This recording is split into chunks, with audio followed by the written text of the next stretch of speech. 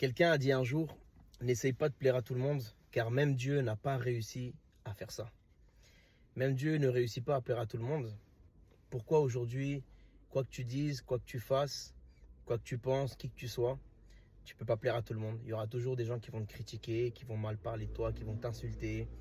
Tant que tu vas dans le sens des personnes ou de certaines personnes, tu es le meilleur. Mais le jour où tu dis quelque chose, peut-être une vérité ou quelque chose qui les déplaît, et bah du coup, tu es le pire. C'est comme ça qu'aujourd'hui, beaucoup de gens haïssent Dieu, alors que Dieu ne leur a rien fait de mal.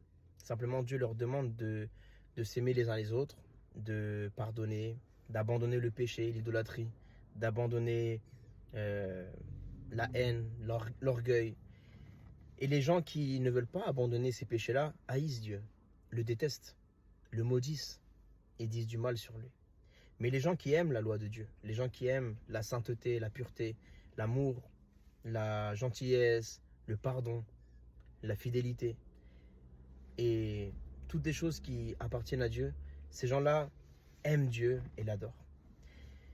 Mes amis, en ce moment, il y a beaucoup de commentaires que je reçois et franchement, c'est triste de voir que même des personnes qui se disent religieuses, parfois parlent avec plus de violence, avec plus d'orgueil, parlent plus mal que des personnes qui ne connaissent pas Dieu.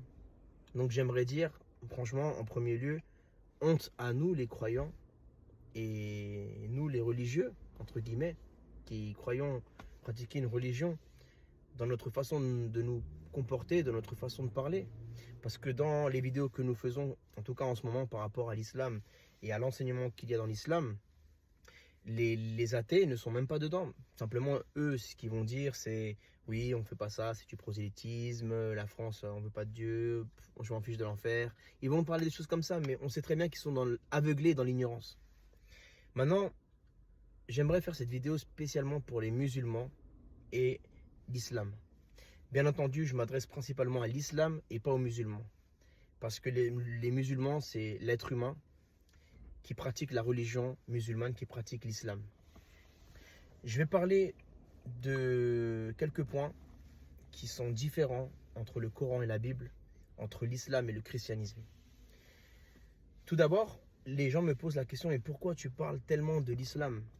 Les gens, en ce moment-là, ils comprennent pas ces vidéos que je fais, en tout cas à propos de la Kaaba, de la pierre noire, par rapport aussi à la place de Jésus dans la Bible et la différence qu'il y a de Jésus dans le Coran, c'est pas le même Jésus en fait. Alors il faut savoir que pour nous les chrétiens, dans la Bible, Jésus, il est la parole de Dieu. Il est la parole de Dieu et Dieu a tout créé par sa parole et Dieu et sa parole sont un. Voilà pourquoi nous on dit que Jésus est Dieu. Et qu'à la fois les musulmans se disent mais pourquoi il se contredit celui-là, il dit ou cela. Ils disent que Jésus est Dieu, mais à la fois ils disent que Jésus est le Fils de Dieu. On dit Fils parce que c'est la parole de Dieu, c'est le Verbe qui est venu sur terre, dans le corps d'un homme, d'un être humain, dans le corps en tout cas adamique, et qui est venu pour accomplir toute la loi de Dieu et porter le péché de l'humanité sur lui. Donc le jugement dernier, Jésus l'a porté sur lui à la croix, à ta place et à la mienne. Maintenant, tu crois pas, c'est ta décision. Tout le monde a le choix de croire ou de ne pas croire. Nous, les chrétiens, on n'est pas des philosophes, on n'est pas des personnes on n'est pas des politiciens, on est des personnes qui pratiquons un livre qui s'appelle la Bible. Et chrétien, ça veut dire suiveur du Christ ou petit Christ. Ça veut dire que nous, on essaie d'être à l'image du Christ et on suit les enseignements de Jésus-Christ. Parce qu'on estime que c'est la personne qui a le mieux vécu sur terre dans l'amour, dans le pardon, dans l'enseignement, dans la pratique, dans tout. Et selon les Écritures, on comprend aussi que Jésus est celui qui accomplit toutes les prophéties pour reconnaître celui qui est le Messie. Donc dans la Bible, en tout cas dans les évangiles, et aussi dans l'Ancien Testament qu'on connaît comme le Tanakh, eh bien c'est Jésus qui est la personne de l'histoire qui accomplit le plus toutes ces prophéties messianiques que nous pensons que Dieu a parlé dans l'Ancien Testament. Par rapport à... On va aller droit au but par rapport à la Kaaba. Par rapport à la Kaaba, c'est quoi le problème de la Kaaba? Est-ce que la Kaaba est une idolâtrie? Est-ce que la Kaaba, c'est Dieu qui l'a demandé de la construire à travers à Ibrahim, donc pour les musulmans, et Abraham pour nous, et Ismaël? Déjà, avant de parler de la Kaaba, il faut savoir que avant l'islam, parce que comme j'ai dit et je le redis encore une fois, l'islam n'existait pas. Le mot islam, le mot musulman n'existait pas dans l'histoire de l'humanité. Sur Terre, vous ne trouverez aucun manuscrit, hiéroglyphe, inscription dans une pierre, dans un bâtiment, de n'importe où dans toutes les civilisations avec le mot musulman, islam. Vous ne le trouverez pas. Tous les personnes, en tout cas dans l'islam, quand il dit ouais que Adam et Ève étaient musulmans parce que ça veut dire islam, soumission à Allah, c'est faux. C'est faux et archi faux. Ils n'avaient même pas de religion, si tu veux savoir. Ils n'étaient ni chrétiens, ni juifs, ni musulmans. Ils étaient enfants de Dieu. Voilà, ils étaient enfants de Dieu. Ils avaient l'esprit de Dieu en eux. Ils avaient la gloire de Dieu. Mais quand ils ont péché, ils ont perdu la gloire de Dieu et le Saint-Esprit de Dieu. Donc on dit Saint-Esprit parce que c'est l'Esprit qui est saint. C'est l'Esprit de Dieu. Voilà, il les a quittés. Et c'est comme ça que maintenant, comme l'Esprit de Dieu a quitté l'Esprit de l'homme, donc l'Esprit de l'homme est mort. Parce que ce qui donne la vie à l'Esprit de l'homme, c'est l'Esprit de Dieu. Et Jésus-Christ est venu justement pour que l'Esprit de l'homme et l'Esprit de Dieu puissent devenir un à nouveau. C'est le Saint-Esprit qui vient dans l'Esprit de l'homme. Et c'est par Jésus-Christ parce que c'est Jésus qui est venu nous transmettre à nous, êtres humains, l'esprit d'adoption. La Bible dit que Dieu le Père, le Créateur, Dieu nous a réconciliés avec lui-même par son Fils Jésus-Christ. Il nous a adoptés parce que nous étions orphelins. Nous avions perdu la paternité de Dieu lorsque Adam et Ève ont commis le péché. Donc on appelle ça la chute de l'homme, la chute de l'être humain. Donc on a quitté la gloire de Dieu et on a chuté, on est tombé dans la boue du péché, dans la mort éternelle. Mais en Jésus-Christ, nous avons la vie éternelle. Maintenant, Dieu a envoyé Moïse et a dit « Vous ne ferez aucune représentation de ce qui est dans le ciel, sur la terre et sous la terre. » Déjà, aujourd'hui, je ne vais pas m'approfondir sur l'étoile, la lune qui est dans tous les drapeaux musulmans, des pays musulmans. La lune, c'est un peu le symbole de l'islam. Pourquoi? Alors que Dieu ne se contredit pas. Dieu a dit aux êtres humains, vous ne ferez aucune représentation. Donc à partir de ce moment-là, musulmans, ça ne sert à rien d'essayer de convaincre qui que ce soit, ni de vous convaincre vous-même que oui, mais Allah nous a demandé, ou Allah a fait ça, ou le prophète, ou bien les califes, ou bien les hadiths, ou bien des sourates. Non, mes amis. Dieu a dit, tu ne feras aucune représentation de ce qui est dans le ciel, ou sur la terre, ou sous la terre. Aucune représentation, aucune image, aucune sculpture. Tu ne te prosterneras pas devant elle. Des milliards de musulmans se prosternent devant la Kaaba. Je vais mettre une vidéo demain sur un enseignement d'où viennent les origines de la Kaaba. Ce n'est pas l'islam qui l'a ramené, c'est un mensonge. Ce n'est pas les musulmans, c'est les Arabes pré-islamiques, avant l'islam. Et c'est les peuples, d'ailleurs, ce n'est pas que les Arabes, c'est d'autres peuples du Moyen-Orient qui adoraient les pierres, comme la pierre noire qui est dans l'angle de la Kaaba. Pourquoi la pierre est ancrée dans un objet qui est comme ça? Pourquoi cette forme-là? Tout va être expliqué à travers ce documentaire que je vais partager. Que représente la lune avant l'islam? Parce que la lune, c'était aussi quelque chose qui symbolisait quelque chose avant l'arrivée de l'islam et c'était adoré par les Arabes et par les habitants du Moyen-Orient. On va aussi l'expliquer tout ça. Je l'ai déjà expliqué, mais on va le réexpliquer. Mes amis musulmans, vous n'avez pas à vous vexer en fait. Parce qu'il ne faut pas le prendre personnel. On est simplement en train de parler de... C'est même pas des débats, mais on est en train de parler de l'enseignement. Pourquoi on parle de l'islam? Parce que, en fait, c'est l'islam qui dit, quand il est arrivé, donc, que Jésus l'a annoncé Mahomet. Mais c'est faux. Parce que vous trouverez aucun verset dans la Bible de Genèse Apocalypse où on parle de Mahomet. Ni Muhammad, ni Mohamed, ni Mahomet. Jamais. Il n'y a aucune prophétie. Et les prophéties que des gens veulent prendre dans Deutéronome, ils parlent de Jésus. Quand je choisirai parmi un de vos frères un prophète, c'est Jésus. Quand les gens veulent prendre le chapitre de Jean, chapitre 14, et qui dit oui, mais je vous enverrai un consolateur, et que certains musulmans veulent faire dire à la Bible des choses que la Bible ne dit pas. Ils veulent dire oui, mais c'est quand tu vis en arabe, c'est Ahmad, et Ahmad c'était aussi un des noms du prophète Mohammed. Ahmad c'est Mohammed, et que non, mon ami, parce que la Bible dit que c'est l'esprit de Dieu. Il y avait des prophéties déjà dans l'Ancien Testament que Dieu avait donné aux prophètes, dont un des prophètes s'appelle Joël. Il avait dit qu'à la fin des temps, Dieu déverserait son esprit sur les hommes et les femmes. Donc Mohamed, c'est pas un esprit, Mahomet, c'est pas un esprit, c'était un être humain qui est venu sur terre, et il peut pas être en moi, il peut pas être en toi. D'accord? Il y a que l'esprit de Dieu qui peut être en toi et en moi. Donc c'est pas Mahomet, la prophétie de Jean 14, et dans Deutéronome, je choisirai parmi vos frères un prophète, je susciterai, écoutez-le. C'est pas non plus Mahomet, c'est Jésus. C'est Jésus dont il parle. Maintenant, vous n'avez pas à vous fâcher aussi. Pourquoi? Parce que, je vous le dis avec amour, mais les musulmans, vous êtes les premiers à revendiquer, à vous croire les meilleurs. Oui, c'est notre religion, l'islam. Nous, c'est la religion où il y a l'unicité de Dieu. On n'est pas des polythéistes, on est des monothéistes, on croit à un seul Dieu. Il n'y a pas d'idolâtrie chez nous. Vous êtes les premiers à critiquer, à critiquer, selon le Coran, les catholiques, les hindous qui font l'idolâtrie envers tous les statues qu'ils idolâtrent, que les catholiques idolâtrent Marie et les statues. Je précise que nous ne sommes, en tout cas moi je ne suis pas catholique.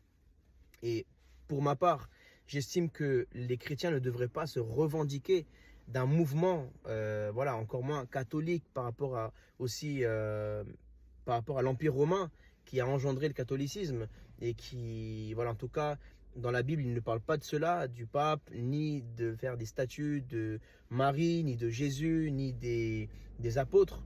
La Bible condamne cela fermement dans le livre d'Exode. Donc, Dieu est esprit, ceux qui l'adorent doivent l'adorer en esprit, en vérité, pas d'image, pas de direction. La direction, c'est la direction de ton cœur. Et vous pouvez dire ce que vous voulez, mes amis, mes frères musulmans, ou simplement musulmans, vous pouvez dire ce que vous voulez. Vous savez vous-même que vous-même, vous croyez selon votre doctrine, et c'est honorable. Mais vous croyez que c'est votre religion, c'est la meilleure religion, c'est la religion, et que Mahomet c'est le dernier des prophètes, que c'est lui qu'il faut suivre. Et quand vous allez dans le Coran, vous allez voir des sourates qui disent ouais, les chrétiens c'est des égarés, les juifs c'est des égarés, ils ont falsifié les écrits, les gens qui croient pas en Allah c'est des mécréants, les musulmans qui ont renié l'islam c'est des koufars. Donc vous-même vous avez une très grande facilité à critiquer les gens, à parler des gens, à juger les gens. Mais quand maintenant on parle des choses, des vérités sur l'enseignement de l'islam, là on ne parle même pas des musulmans, on parle de l'enseignement de l'islam. Vous, si on regarde dans les commentaires, regardez les commentaires, c'est des musulmans qui le font. Malheureusement, je sais qu'il y a des bons musulmans, et il y a des musulmans qui sont, malheureusement, ils n'ont pas un beau cœur, on ne va pas se mentir. C'est des musulmans qui sont toujours dans la haine, des musulmans qui sont toujours dans la violence. Il y a des menaces. De toute façon, on n'a pas peur des menaces, parce que même avant Jésus, on n'avait pas peur de mourir. Et maintenant qu'on est en Jésus-Christ, on n'a pas peur, on a encore moins peur de mourir, parce qu'on est déjà mort à ce monde depuis longtemps. On n'a non plus pas honte des gens. On n'avait déjà pas honte dans le monde quand on était sans Dieu. On n'a pas honte maintenant qu'on est avec Dieu. Et si des djihadistes, des musulmans sont prêts à mourir pour Allah, combien plus forte raison, nous on est prêts à mourir pour Jésus-Christ. Et d'ailleurs, notre courage, il est bien plus grand, parce qu'un musulman qui fait le djihad, il est prêt à mourir en tuant un autre mécréant ou un autre musulman parfois. Si vous allez dans certains pays musulmans, ils se tuent entre musulmans, des chiites et des sunnites qui se tuent, alors qu'ils sont tous les deux musulmans. Et vous croyez que qui va se réveiller du côté du paradis? Si les deux sont musulmans, ils se sont tués entre deux, hein? Donc, nous, quand on dit qu'on est martyr, c'est des vrais martyrs. C'est pas des martyrs qui qui meurent en train de tuer des gens. Nous, les martyrs dans la Bible, c'est des martyrs qui meurent en train de prêcher l'évangile. Si quelqu'un veut nous tuer, on va pas le tuer. Malheureusement, c'est comme ça. On a tous une date sur la terre où on va partir et on va rencontrer notre Seigneur. Donc, maintenant, c'est les risques du métier, comme on dirait. Voilà, tout métier a un risque, et être prédicateur, ça a un risque. Être chrétien, ça a un risque. Être musulman, ça a un risque. Et il y avait déjà des risques dans le monde. Tout le monde prend des risques. Les politiciens risquent leur vie tous les jours. Euh, les, euh, les trafiquants de drogue risquent leur vie, sont prêts à mourir pour de la drogue, pour de l'argent. Alors si les gens dans le monde sont prêts à mourir pour le pouvoir, si les gens dans le monde sont prêts à mourir pour des grosses sommes d'argent, combien nous, les chrétiens, nous sommes prêts à mourir même. Et c'est bien plus honorable de mourir pour la cause de l'évangile et du salut des âmes que de mourir pour une somme d'argent ou de mourir pour un quartier, pour un territoire, pour une cité, pour un point de deal, ou bien pour une guerre, soi-disant établir un califat ou établir un gouvernement. Qu'est-ce qu'on s'en fiche en fait des choses de ce monde? Qu'est-ce qu'on s'en fiche des choses terrestres? Nos yeux sont fixés dans l'au-delà, dans l'éternité. Vivons dans l'amour, vivons dans le pardon, même si des gens parlent mal de Jésus. Est-ce que je vais aller le chercher, je vais le tuer? Est-ce que je vais le menacer? Si des gens parlent mal de la Bible, si des gens parlent mal des chrétiens, beaucoup de musulmans le font. Est-ce que nous, on va aller vous chercher, cagouler? Est-ce qu'on va aller vous faire du mal? Non, pourquoi? On serait même en train de renier notre religion. Donc, au bout d'un moment, il faut se poser les questions. Qu'est-ce que je suis en train de raconter? Je dis que je suis musulman, je suis en train d'insulter l'autre, je suis en train de me moquer, je suis en train de menacer. Soit je suis un vrai musulman et je dis que c'est une religion de paix, ou soit je ne suis pas un vrai musulman. Donc, mes amis, je vais partager une vidéo demain, préparez-vous. C'est une vidéo qui est forte, c'est une vidéo qui peut choquer, mais en tout cas, c'est une vidéo qui dit la vérité. Il y a des preuves à l'appui, il y a des preuves archéologiques, il y a des preuves historiques.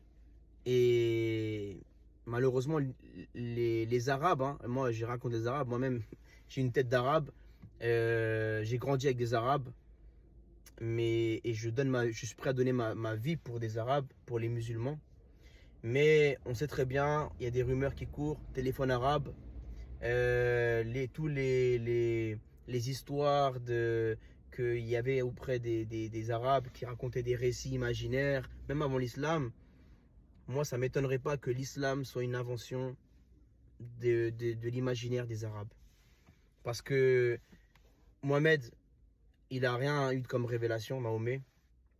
Le livre qu'il a reçu du ciel, tout ça, il n'y a aucune preuve à tout ça. Même qu'il y aura des vierges au paradis, tout ça, ça ne tient pas la route. Parce que comment Dieu, qui est saint, dans un endroit saint, qui est le paradis, il va permettre qu'il y ait des actes sexuels? Comment tu peux même imaginer ça? Comment des musulmans peuvent même être prêts à mourir, faire le djihad pour avoir des vierges au paradis? Déjà, ça n'existe pas, le fait de perdre sa virginité au paradis, d'être vierge. La Bible, Jésus a dit, dans le paradis, nous serons comme des anges. Et les hommes ne prendront pas de femmes et les femmes ne prendront pas d'hommes. Donc si dans l'islam, dans le Coran, il est dit que un musulman, quand il meurt, il y a, je ne sais même pas si c'est des centaines ou des milliers de vierges qui l'attendent, s'il meurt en martyr ou bien même s'il est un bon musulman sur terre, je ne sais même pas ce que c'est. Alors il y a quoi pour les femmes? Il y a quoi pour les femmes si sur terre, Dieu ne permettait pas qu'une femme ait plus d'un mari? Alors la récompense des femmes, c'est quoi? Elle va avoir 1000 maris dans le ciel. Elle va avoir des relations sexuelles avec 1000 hommes. Alors que c'est une abomination devant Dieu. Déjà sur terre, qui est un endroit souillé, alors dans le ciel, qui est un endroit saint. Dieu va permettre qu'une femme, elle ait combien d'hommes vierges qui l'attendent dans le ciel? Ça ne tient pas la route tout ça. Jésus n'a jamais annoncé Mahomet. Mahomet a juste pris l'Ancien Testament de la Bible, des Juifs, le Nouveau Testament des chrétiens, l'Évangile. Il a pris des traditions qui étaient dans le Moyen-Orient, notamment l'adoration à la lune et à la pierre noire, le cube, et il a fait l'islam. Il a mélangé plein de choses et ça a fait l'islam. L'islam n'est pas une religion de paix, mes amis. Mes frères musulmans, rendez-vous à l'évidence. L'islam n'est pas une religion de paix du tout, du tout. Regardez simplement les prophéties qui doivent venir sur les sourates. Il y a le Mehdi qui doit venir, ou le Mehdi, je ne sais pas comment il s'appelle. Il va venir, il va faire quoi? La guerre. Il n'y a que la guerre dans l'islam. Faire la guerre. Comment ça s'est fait l'islam? À travers la guerre. La première guerre qu'il y a eu avec Mahomet et ses 3000 soldats. Il y a eu la guerre. Toujours la guerre, tuer des gens. Le Maghreb, vous n'étiez même pas musulmans à la base, le Maghreb. À l'arrivée de l'islam, certains étaient chrétiens, d'autres avaient des traditions animistes ou d'autres choses.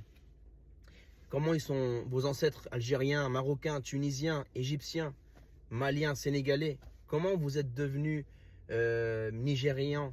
Comment vous êtes devenus musulmans? Par le tranchant de l'épée. Par le tranchant de l'épée. Maintenant, vous pourrez dire, ouais, mais vous aussi, les chrétiens, comment vous avez colonisé l'Amérique du Sud? Comment? Mais nous, on ne reconnaît pas le catholicisme. Nous, on est évangélique. Sur terre. On dit ça pour que les gens reconnaissent la doctrine. C'est quelle doctrine qu'on suit? On est protestant. Et on condamne ça. Mais en vrai, la Bible dit qu'on est enfant de Dieu. On ne doit pas s'identifier normalement que si on est catholique, orthodoxe ou protestant. Maintenant, nous, pour les humains, qu'ils puissent se reconnaître, savoir quel enseignement, quelle doctrine nous on croit et on enseigne. On dit qu'on est évangélique, on est protestant évangélique. Et nous, on ne croit pas aux statues, on ne croit pas aux images, on ne le pratique pas. Il n'y a pas de statues dans nos églises, il n'y a pas de photos, il n'y a pas de représentation humaine, ni d'objets. Et on condamne toutes ces choses qui ont été faites par le catholicisme, tous ces morts, toute cette inquisition, la Saint-Barthélemy, tous ces massacres. Ce n'étaient pas des vrais chrétiens qui ont fait ça. C'était des gens du monde qui ont pris le nom de Jésus et qui ont fait ça. Parce que Jésus, il n'y a aucun verset biblique où il a dit de faire ça. Maintenant, les musulmans pourront dire, ouais, mais nous aussi, ce n'est pas des vrais musulmans ceux qui tuent. Nous, on ne fait pas ça. Mais la différence, c'est que vous, dans le Coran, il y a écrit qu'il faut tuer les chrétiens. Il y a écrit qu'il faut tuer les juifs. Il y a écrit que vous allez devoir faire la guerre. Mais nous, il n'y a pas écrit ça. D'ailleurs, les califes, les disciples de Mahomet, ils se sont tués entre eux, ils se sont fait la guerre. On voit déjà l'esprit de trahison, de guerre qu'il y avait déjà dans l'islam à l'origine. Nous, il n'y a pas eu ça. Il n'y en avait qu'un seul qui s'était prophétisé, c'était Judas qui allait trahir le Messie. Mais ça, c'était une prophétie. Mais en tout cas, parmi tous les apôtres, ils étaient unis entre eux. Ils étaient unis, ils s'aimaient, ils se soutenaient. Il n'y a pas eu de guerre, il n'y a pas eu de choses comme ça. Mes amis, Jésus est le chemin qui mène à Dieu. Il est Dieu lui-même. C'est compliqué tout ça, parce que c'est une révélation que dans la Bible, il n'y a que dans le Coran, il n'y a pas. Le Coran, ils disent juste, il y a un Dieu, c'est tout. Il y a un Dieu et les musulmans peuvent dire, ouais, mais c'est simple. Nous, chez nous, dans l'islam, c'est facile. Vous, c'est compliqué chez les chrétiens. Mais oui, parce que quand tu ne connais pas la science, pour un mec qui ne connaît pas la science comme toi et moi, on voit un corps, on dit c'est un corps. Mais pour un scientifique, pour un médecin, il ne voit pas qu'un corps, il va te dire non, il y a des muscles, il y a des tendons, il y a des os, il y a des artères, le cœur, il est là, le foie, les poumons, il y a ci, il y a ça. Il va donner des noms précis à chaque membre de ton corps. Mais quand toi, tu n'as pas la connaissance de ça, toi, tu vas dire non, juste il y a un corps. Bah, c'est pareil. Dans l'islam, il n'y a pas la révélation de Dieu, ni de choses plus profondes. Parce que Mahomet n'était jamais avec Dieu. Moïse n'était pas avec Dieu. Mais Jésus était avec Dieu avant de venir sur terre. Parce que Jésus est la parole de Dieu, il est la sagesse de Dieu. Et ça, on le voit dans le livre des Proverbes, chapitre 8, verset 22, en avant.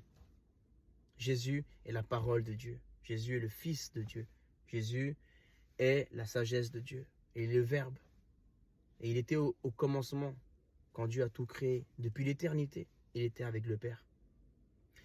Nous, on peut donner une explication à notre intelligence humaine. Quand un musulman dit, ouais, mais pour vous, il y a 3 dieux, c'est quoi votre délire? Il y a 3 dieux, c'est quoi? C'est un shampoing, 3 en 1. Comme nous, on peut dire de vous, les musulmans, vous croyez que l'islam, c'est Windows. Première révélation, deuxième, troisième. Et à chaque fois, Mahomet, c'est le dernier des prophètes. Donc, il y a le dernier Windows qui vient remplacer l'avant-dernier. C'est pas une question de Windows ni de shampoing 3 en 1. Dieu, on ne peut même pas dire qui il est ni comment il est. La chose qu'on peut dire, c'est ce que lui nous a fait grâce de pouvoir nous faire comprendre par la révélation, parce que c'est même pas par notre intelligence. La Bible dit que Dieu est le Père, le Fils et le Saint-Esprit, mais c'est un seul. Et comment on peut l'expliquer, nous, avec notre petite intelligence humaine? Il y a un corps que vous voyez, chaque être humain a un corps. On est une âme avec un esprit. Vous ne voyez pas l'âme, vous ne voyez pas l'esprit de chaque être humain. Vous voyez que le corps. De la même façon que nous, quand on parle de l'être de Dieu, c'est un seul être. On dit Dieu. Mais Dieu, lui, qu'est-ce qui nous dit qu'il n'a pas une âme et un esprit? D'accord? Pour nous, Dieu le Père, en tout cas dans l'être de Dieu, c'est l'âme, c'est la partie qui prend les décisions. L'esprit, c'est le Saint-Esprit, c'est l'esprit de Dieu. Comme vous et moi, nous avons un esprit.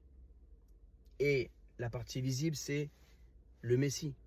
C'est Yeshua. En hébreu, qui veut dire Yahweh sauve, ou le salut étant Yahweh, le Dieu d'Abraham, d'Isaac et de Jacob, qui s'est révélé à toute l'humanité par Jésus-Christ. Donc, personne n'a vu le Père, si ce n'est le Fils, qui vit dans le Père, et le Père vit dans le Fils. Et le Fils et le Père sont un. Je sais que ça peut paraître compliqué. Et pour les musulmans, sûrement vous êtes en train de vous prendre la tête, dire Astaghfirullah, c'est quoi ce délire?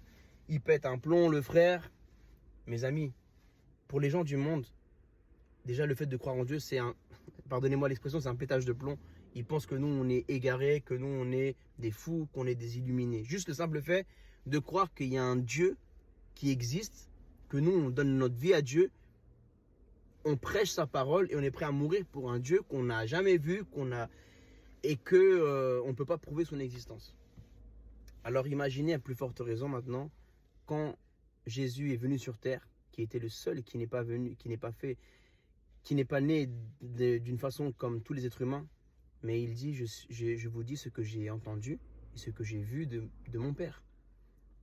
C'est les paroles que Jésus nous a données. Ce n'est pas les paroles de lui-même. Lui, il les a entendues directement. Il était avec le Père dans le ciel. Il est venu dans le ventre de Marie, Myriam. Il a vu, comment il a vu agir Dieu, il a fait pareil sur terre. Donc voilà. J'ai un peu parlé de tout, je me suis un peu éparpillé parce qu'il y a tellement de choses à dire en fait avec tous les commentaires, avec tout ça. En tout cas, sachez que notre but n'est pas d'attaquer l'islam. On parle de l'islam parce que, en fait, pour la Bible, l'islam est une fausse doctrine et le Coran est un faux enseignement qui veut égarer ceux qui pratiquent la Bible. Donc si nous on parle aux musulmans, on parle de l'islam, c'est parce qu'on doit remettre à droit tous les faux enseignements qu'a sorti le Coran. C'est comme si maintenant quelqu'un veut sortir une nouvelle religion et qui veut s'appuyer sur l'islam et sur Mahomet, et bien vous les musulmans, vous allez prendre point par point pour dire non, c'est faux, dans le Coran il y a écrit ça,